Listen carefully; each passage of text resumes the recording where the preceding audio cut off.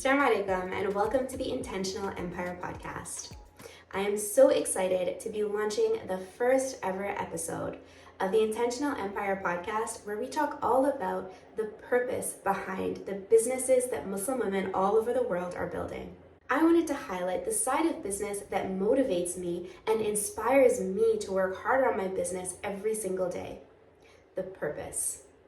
And I have found along the way so many incredible Muslim women who are crafting their empires with intention at the heart of everything they do. While they're growing their business, while they're getting the sales, intention is at the heart of every single thing that they're doing.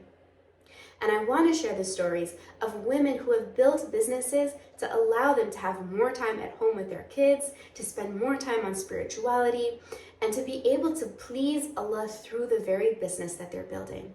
And I hope that you will find these stories inspirational and you'll be able to find practical tips that you can implement in your own business to make your business a little bit more purpose-driven, more intentional, and to allow you to have even more balance between your spiritual life, your business life, and your family life. I am so excited to share more stories with you of incredible Muslim entrepreneurs who are changing the face of business. Thank you so much for being here, and I look forward to sharing these stories with you. In this first episode, I am so excited to be able to share with you the story of Lama Aboubakr. She is a relationship coach who I happened to meet on Instagram through a mutual teacher, Simone. She has the incredible gift of connecting her life coaching to spirituality and our relationship with our Creator. Her work has resonated so much with me, whether it's her lives, the way that she structures her business, or just her overall demeanor when you see her on Instagram. I'm so excited for you to hear pieces of her wisdom as she grows her online business intentionally. Without further ado, let's get started and hear how she got into the world of online business. Yeah, so a little background. I used to be a software engineer, and in my job, I felt very stressed out. I felt just always the imposter syndrome. It's even my relationship with my boss, with my family. I just felt like something was always wrong with me. I always felt this internal feeling like something's wrong with me, and no matter what I do, it was just never enough. It just felt like this dragging feeling every day, and I would try to escape this feeling by working extra, like working more. I even picked up another job at the Apple Store just so I don't be alone with my own thoughts, right? So one day I just decided, I saw this what is less life coaching stuff, so let me just hire a life coach and see what happens here. And she literally changed my life because she taught me that my thoughts create how I feel in every single circumstance. So here I am, blaming everything on my family and my work, but turns out it's all coming from how I'm thinking about it, not from the actual situation. So the circumstance isn't stressful. I'm the one making it stressful. And that to me was mind-blowing because, we were never taught this. We were taught that we hurt each other's feelings, and we were taught that we have to, take responsibility for other people, whatever. It's just so stressful. And so now knowing that, oh, wait, I can just change how I think, and that changes how I feel, was liberating. It was liberating. It shattered all the limiting beliefs that I've ever known about myself. And knowing that my thoughts created how I feel, I got to understand myself. I understand myself on a much more intimate level, which in turn made me much closer to my Creator, made me much closer to understanding. Now I understand why Allah put me on this earth. I feel so much more just alive knowing that I'm in control of how I feel. And so that, I every time I think about it, I just tear up. Of that transformation was absolutely I have to drop everything and become a coach because our Muslim community needs this. We have so many women just so stuck in their own head and limiting themselves and squashing their potential because they don't understand that they can get out of it. They're living in this box of what they think is the truth of what this society is, but it's not. It's all thoughts. And so I just dropped everything. I was like, you know what? I have to be a coach. And alhamdulillah, I've been able to help every person that comes in my life, with any problem that they go through, because ultimately, whatever it is just your thoughts. And I help them train them to change the way you think so that you can feel differently. And when you feel differently, you start acting different. When you act differently, you get different results. So that's literally the summary of why I became what I became, and it's literally life changing, and I wish this on every person. My whole life goal is to have every person know what coaching is so they can transform their own thoughts. I think that's so powerful. And I love what you said at the beginning of when you had your regular job. I feel like so many women can relate to the fact that we think the problem is us. And so we add on more work. We add on Mm-hmm. volunteer work and we add on other things when really it's the inside that we need to change, not adding on all of these extra things. And Yeah. I love that from the second you experienced it, your first thought was, I need to help other people experience this as well. Yeah, it's such a beautiful, liberating feeling. Like, if the whole world figured this out, like, this is like the missing key to life. Like, just change how you think, and you literally fix everything. But yeah, for sure. Yeah, subhanAllah. And it's amazing because we're not really taught to think that our thoughts are separate or that we can control our thoughts. I feel like a lot of Hmm. people think that their thoughts are them or their thoughts are a part of who they are without realizing that it's a conscious thing that we're doing by thinking. Yeah, you are not your thoughts. You're just you have a human brain with thoughts that we get to choose how we think. That's mind blowing. It's mind blowing. So I wanted to ask you, right? You are a software engineer and you're working, and then you have this experience of going speaking with this life coach, and you know that you have to be a life coach. What's the next step for you? What happened to help you transition from this job into this business? Yeah, so the next step was I got certified. And then I just started practicing on a bunch of people for free, right? I just wanted to see how it works, and so for a whole year, pretty much, I would after my job, I would just find whoever would let me coach them, and that would help me like kind of train my brain to figure out, okay, this is the limiting thought that they're thinking, so I can point it out for them, and usually they have the wisdom enough to kind of change it to a different perspective, and also I would help them see a different perspective.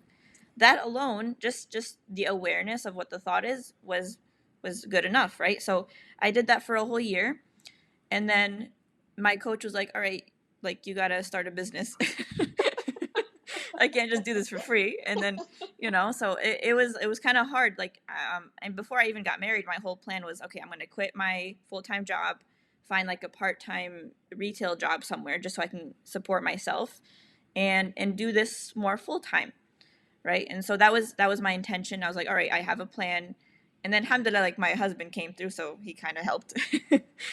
But my plan was really I needed to start a business. And um, so I did that, right? So I every now and then. So now I started charging for my coaching, and a lot more people, a lot of word of mouth started going around of, oh, look, like, this really helped. And so I started charging, and then I had to learn the ins and outs of what a business is, and how to deliver my services. And one thing that I really struggled with as a Muslim woman is this idea that I'm supposed to be the selfless woman who provides and without, like, being paid, because why are you asking for money? Like, you're supposed to help people, right? So that, to me, I really struggled with that in the beginning of just like, charging people just does was very foreign to me, because, like, my belief was like, I'm not worthy of charging people. I should just help people for free, because, like, what, this is helping, right? Like, so anyway, I got over that obstacle, alhamdulillah. But every now and then that still comes up, like, very subconsciously, because it's so ingrained in us, in the society of, like, women are just supposed to help. But men don't have this problem as much, right? Men are just like, yeah, this is business. Like, let's just do this. We're just charging money. But women, for some reason, they're just a whole nother level. And I'm sure you know way more about this than I do when it comes to money. That was a whole obstacle that I had to go through, and so starting a business was hard, mostly because of the money part. Yeah, that was something that I wanted to touch on as well. A lot of us struggle with that feeling. And I feel like there's also some shame or some guilt even around having money, like having a Mhm. high profit margin, having businesses that are very financially successful, because a lot of us go into business with that intention of, I just want to help. And I think Yeah. what you said of I'm going to have just this, regular job that's going to pay my main expenses so that I can just give in this new way that is so valuable without realizing that, you can be paid for that incredible value that you're offering to people. Yeah. And just a side note, as I was growing my business, sometimes I would get comments that like, why would you charge money for this? Like, you're if you're claiming you're a spirituality coach and a relationship coach, you should help people for free. And the shame, the deep shame, just comes up every time. And it's like, even like people think that, like knowing people think that, and I have to get over like the fact that they are thinking that because they're, that's their beliefs, and I have to fight for my own like new belief, that what I want to believe, what's more intentional. And so, especially as Muslim women, I mean, I see like non-Muslim coaches charge tremendous amounts of money, and they've no shame, right? Like they're like, here we go, like this is just who we are. And then for me, right, I'm just like, oh my gosh, like I'm just trying to help people get closer to Allah. I shouldn't be charging. Like that's the thought. One time I heard that one comment, and ever since then I was like, well, like why am I doing this? But I had to do that work to make sure that doesn't get to me, and like keep serving. Because the thing is, when I don't charge what I'm worth, when I don't charge for my services, I deplete myself and I don't help the people that need to be helped. And so my job was to get over that shame and just be like, you know what? I'm just going to do it. It's okay that I'm charging this much. Why is it okay? Because people are actually getting the value that is much worth much more than what they're paying me. People pay for vacations, they pay for expensive cars and houses. They don't have any problem with that. But when it comes to paying for like coaching or something that's more intentional and not something you can like grab, right? It's like, oh, I don't know about that. That's too expensive. It's like we have to change that. That's the work that we have to work on to become a better ummah in general. Like our community needs to change when it comes to that. That's such a good point, and that's a big conversation that I've had with a lot of our groups as well. Is it goes both ways, right? We have this thought. We think that Muslim people don't like to spend money, and Muslims maybe tend to be cheap. But if you go to the parking lot of any Islamic school, there is no limit of Range Rovers and BMWs and Mm-hmm. Mercedes. And so people are spending money. But it's a question of what do we value? What are we spending money on? And what can possibly bring you more value than helping to remove the blocks between you and your spirituality? Yeah. So it's definitely interesting, kind of on both ends, right? As entrepreneurs, why are we ourselves limiting ourselves in the sense that we're assuming that other Muslims don't have the money to spend when we do, alhamdulillah, we have come so far, um, and we should feel very proud of the value that we're bringing to our community, alhamdulillah. Yeah. Well, I wanted to ask you, kind of related to getting over that mindset block. How did you get to that first sale or get comfortable charging? Like, what was the actual steps you took to just take that plunge and say, here, guys, I offer 60-minute sessions and this is how much they cost? What was kind of the most helpful in that process? Yeah, it's funny you asked that because I remember I had she's kind of like a coach mentor to me. She's a friend, but she makes a lot more money than I do, so she's very familiar with business. And so she gave me the idea, why don't you just charge this and see where this goes? Like for fun. Let's see if anyone bites.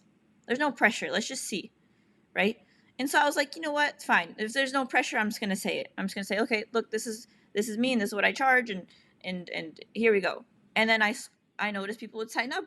I was like, oh, this is working, right? So my first step was like, okay, let me just see where this goes. Let me just try it. What's the worst that could happen? The worst that could happen is I have a thought about myself that I failed. Okay, I'll just change it to something cheaper, or I just do it for free again. But then I'll go back to square one. But I was like, let me just see where this goes. So I charged, and then my nervous system, I had to kind of build up the safety of like it's okay to charge this much. And so all right, I did it, and then I saw people signing up. So, and some people would say no to the price. They would say it's too expensive. And then my coach told me like, not everyone's going to be your person. Not everyone is going to be a customer for a Ferrari, obviously. So you only want your certain customers. You don't want everyone to agree with you. So it's okay that people think it's too high. And And there are a lot of people who do think it's valuable and they will pay. And that's the 1% that I'm looking for. We're not looking for everyone. That's such a good point. Is that you're going to find your people who are going to come to your Instagram page, who are going to listen to a couple of videos and say, I absolutely want to work with this woman. She's incredible. She's my person. Yeah. And that's also the person who is going to experience the biggest transformation, is going to love your sessions, and is going to have, raving reviews afterwards. And so it really works out. 100%. And I also had to practice the thought, people love paying me for my services. Like, when I think of my favorite coach, when I think of like coaches that I've worked with, even with you, right? Like when I'm just like, I want to pay her. I want her to help me. I'm never like, oh, this is too much. It's like, I want this. I want this. I get so happy and excited when I buy, I don't know, like a nice coat or something. I'm like, just take my money. I want this coat. Same thing with coaching, like, or like a service that you provide. And it's like, that's, it's exciting to see when I have that perspective that people can't wait to pay me, then it feels more easier for me to accept payment. I totally agree. Totally agree. And the more that you kind of accept that people love to pay me, the more you realize that you find those people. Mm-hmm. Yeah. There's something I wanted to ask you that is related to the coaching industry, because I don't think we can touch on coaching without mentioning this. There's a lot of spaces in the coaching industry that put a lot of pressure on financial success, on hitting 5-figure months. This coaching thing, you can scale your business and have these programs, and there's funnels and this and that. And so, what advice would you give? I feel like you've done a great job of balancing, sort of being intentional with your business and focusing on the impact, and not, talking about the, financial part of how many numbers your business is making and so on. What advice would you give to other Muslim women going into the coaching industry to sort of navigate this very sort of capitalist and numbers focused niche, like one edge of the coaching industry that's like that? Yeah, I love this question because when I first started off, I felt this extreme pressure to like, I have to make 100K by this year. Otherwise, I'm a failure of a coach, right? So I finally, with time, our teacher, we both follow her, Simone. She taught me more about how to be more like focusing on what you love, and the money will come with it. So at first, one of the biggest tips that really has helped me is unfollowing anyone or any coach that talks about make this much in this amount of time, or any kind of like, she calls it bro marketing. Like just like, you can, all you have to do is this and you'll make this much, and it's like, it's just stressful just talking about it. Like I don't right? So for me, I unfollowed any account that even remotely triggers any sort of feeling like that. Even if it's someone I like, I just unfollow. I don't have time for that. So it really helps to clean out your space, to be more intentional with that. And I avoid my best. I unfollow any coach that I don't like, that gives me any kind of sort of vibe like that, right? So that's step number one, is like your environment. And the second thing is, okay, I notice those thoughts come up when and especially in this society where like we're pushed to be productive and doing and more and more. One of my favorite books is called Rest is Resistance, that has Simone has one time recommended to me, and life changing. Here's why. It really teaches me that when I feel that urge, like I have to make money, I have to make money, I have to rest. I go take a nap. I stare at the wall. I just have to like resist that urge, because that urge is coming from, if I make more money, then I'll be more like valuable to society kind of feeling. And so it's just really a practice of noticing that urge and like taking it back. Okay, I need to rest.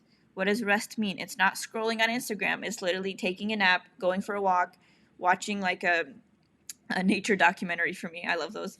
And so, right, it just, those are kind of like, you have to resist the urge and know that it's out there. Know that like it's very tempting, and there's going to be messages everywhere about how you're not doing enough, and you have to validate yourself. Listen, I am doing enough. I am showing up. I'm here to help. I'm here to serve. Whoever wants to be helped, I'm here to help.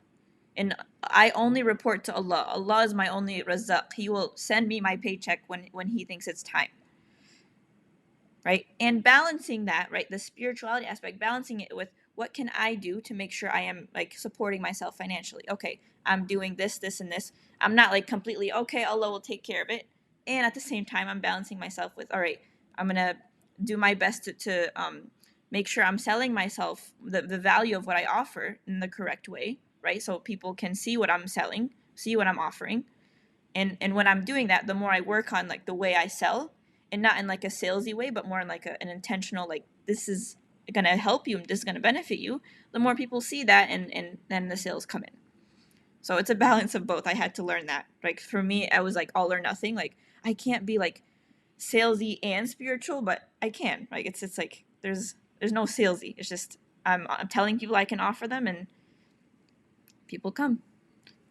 Yeah, no, I think that's so important to Mm-hmm. have that balance. And I think the key that you touched on is also that feeling of shame, because Mm-hmm. it does create so much shame among Muslim women entrepreneurs. A lot of women who I've worked with feel a lot of shame around the fact that they haven't achieved those sorts of results.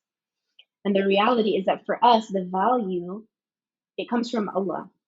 And so instead of kind of getting caught up with those numbers and doing something that, is not pleasing to Allah in our business, the value is more for us if we have maybe smaller numbers or we grow a little bit slower, more sustainably, but our business remains something that's pleasing to Allah. Yeah, and to add on to that, we're in this for life. So what's the rush? Where if I'm gonna make 20K this year, I'm gonna make it eventually. So might as well make it something sustainable that can grow with me, so I don't burn myself out.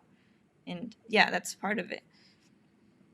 And that's a part of it. And there are so many other benefits that are not quantifiable, like the idea that you can slow down in the month of Ramadan, that you have more flexibility in your schedule around, maybe if you want to start a family or maybe you want to start different projects. And so the income itself is not the be all and end all for us as Muslim women entrepreneurs. For sure, yeah. And just to share like a side note, when I met with you, right, to talk about my finances, I just had in my head like I'm not doing enough. Like it just felt like I'm just not doing enough and I'm not making enough money, which makes me avoid even checking what I'm making. I didn't even know until you pointed it out that I'm making my goal. Like I'm there. And so it's just fascinating to see like we're like really hustling and it's just never enough, but at the same time that makes us avoid what we're doing, like checking what's Allah is giving us.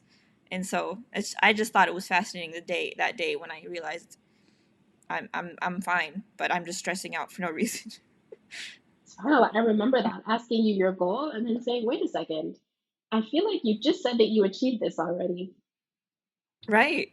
Yeah. I was mind blown. I was like, whoa, I realized I was avoiding my whole bank account for the whole year because I'm like, I'm so ashamed of not making enough. Right. Yeah, subhanAllah. And it goes to show that we do have to be so intentional about the messaging that we're receiving, because Mm-hmm. most of it is unrealistic and it's not helpful to us in any way to carry any shame around our finances and our businesses when, subhanAllah, we are creating an impact. Yeah. Where do you see sort of the future of Muslim women in the online business space? How do you think that this online business world is going to impact Muslim women in general and how work is going to look for us? Yeah. I think Muslim women have so much potential, and every Muslim woman I talk to, there's just like a hidden gem in her that I get so excited for her, like, please just let it out. Right. So I think it really, the future is, the first step is to let women have to be aware of that. Women have a gift that Allah has specifically given to you that you have to share with the world. Now, the next step is how do we make it a business? And that's where women can get kind of like, I don't know about business. I'm just trying to help here. And it's like, yeah, you can help more people and thousands and more, much more. Your impact would be 100x when you make it a business. Because why? Because some people say, oh, well, yeah, I don't need the money. So if you don't need the money, how are you going to survive? Oh, I'm going to just take this other job. Okay. But like when you take this other job, you don't have enough time to really invest in what you do have, your gift. So you're kind of lessening that, your take, your, so we have to get over the stigma of like, I can't charge for what I provide. And so first step is realizing your gift. And once you realize your gift, and I know that's really the purpose, like, but that's what we're both doing here, right? Is like helping women see that so that they can start their own businesses and break the generational trauma of money and just like being like just restricted and scarce all the time, and living in this, it's like kind of a trauma response of like there's never enough, and I have to kind of get by with what I have, and sticking to like their prestigious jobs of what they were told they should be doing. Like it's just like, come on, like this, we have to move past all of that and start with what you really actually want to do. That really nagging feeling of like, I wish I could do this with my life, that is the thing that you're supposed to be doing. And so inshallah, with time, we'll kind of get over this kind of bump, and start making that more of the, not a trend, but like more of the new thing. And now I inshallah, Muslim women like 10x and take over the whole industry. I hope so. SubhanAllah, Yeah. that's so powerful. Like just the idea of just finding your gift and have the courage to run with it and say, this is my gift. Yeah. And Yeah. I see, like, SubhanAllah, I mean, the last 3 months, I think, have changed all of our lives. And the world, I think, is shifting. Like, the world is shifting away from systems. And I love how you said we're so proud of our prestigious jobs, and we have to get rid of that mindset and really focus on what did Allah put inside of us? Like, what Mm-hmm. way did Allah put inside of us to serve His ummah? Yeah, exactly. And I was listening to a speaker, Sami Hamdi. He was saying how like we're boycotting all these Israeli companies, but we don't have alternatives. We don't have alternatives to go to. We don't have, and like if Muslim people just like stood up and actually implemented their online businesses, we'd be so much better. Like it'd be so much easier to boycott the Israeli companies, right? So that's another big issue that we have to work on. Yeah, definitely. And now is the right time, I feel. Like now people are looking for alternatives. People are searching for, Muslim owned business for clothing, Muslim owned business for coffee, Muslim owned business. And so now is the time, subhanAllah, for people who have that spark and who have that idea to just run with it. Yeah, So please. inshallah, Yeah. inshallah, I think that's an amazing way to sort of end off the energy of talking about our businesses. I do want to give you just a minute, like if people do want to work with you, if they're inspired by what you said, what's the best way to reach out to you to work with you? Yeah, so I focus on relationships and spirituality, and I focus specifically on people who are trying to get married. I help them like overcome all those blocks that we, again, as women are all taught of how we're too old or too this or too that. There's always limiting beliefs that's stopping us from getting the result we want.